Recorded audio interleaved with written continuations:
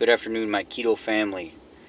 I'm at lunch right now, and I was thinking about some things this afternoon that I wanted to talk about.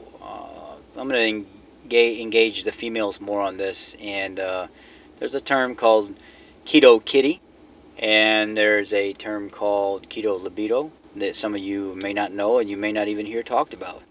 I feel like I have the fire and the knowledge to talk about those things, and I know very many of you may not want to openly talk about it, but I will, and I hope I can be of some help to you.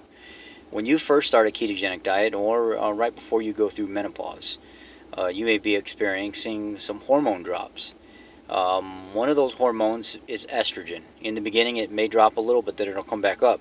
High-fat diets typically don't have that problem. Low-fat diets are the ones that do have that problem, and right before menopause, people will have that issue. So, basically, estrogen should be up on a high-fat diet, but on a low-fat diet, what you may experience is, if your estrogen levels are low, some sleepless nights, a lot of interruptions in your sleep. You may be dry in the vaginal area more excessively than normal. If you increase your fat content, you might see that some of that over time goes away. Estrogen also, if it drops, will leave you lack of desire to have any kind of sexual contact with your loved one. There's another hormone called estradiol, and its main function is to basically create female sex hormones, or just say hormones in general, and also fat distribution.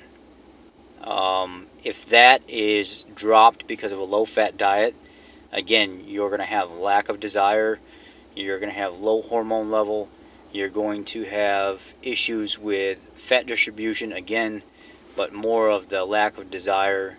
And the other hormone is testosterone. Testosterone is going to be one of your main drivers for your libido action as well.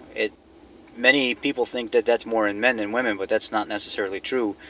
If women's testosterone levels are off, your estrogen production and stuff is going to be off as well, and your drive to be sexually active is going to be off. So often in the beginning, you'll find people say, I'm a month or two in, and I still don't have that increased keto libido, as they call it. I tell you what, after about the first 4 or 5 months of being on a ketogenic diet, a high-fat diet, I felt like I was ready to screw everything that walked down the street. I'm not lying to you guys. I mean, I'm just being open and honest, and that's not me. I'm a Christian, but literally something took over, and I was like looking at everything that looked halfway decent, and I'm like, oh my God. And I had to get control of myself because I wasn't functioning like myself. I was going through that keto libido phase where I was having so much fat that my testosterone production was through the roof, and my body was loving it. And that's that term, keto libido. A lot of women will say their sex drive is increased after so many months that they can't get enough of their partner and things like that. They'll say that their whole life has changed with their sexual activity with their loved one, and that they just love being on keto for that fact. That's one of the facts alone. Now, pushing that aside, there's also something called keto kitty. That's just a nice way to say an odor coming from your vaginal area. And men, it could be odor coming from your armpits and excessive sweating, stuff like that. Smell coming from under your breast area. And it's just simply a byproduct of being on a ketogenic diet. Some of you may not have experienced that. Some of you may have experienced a little bit more odor.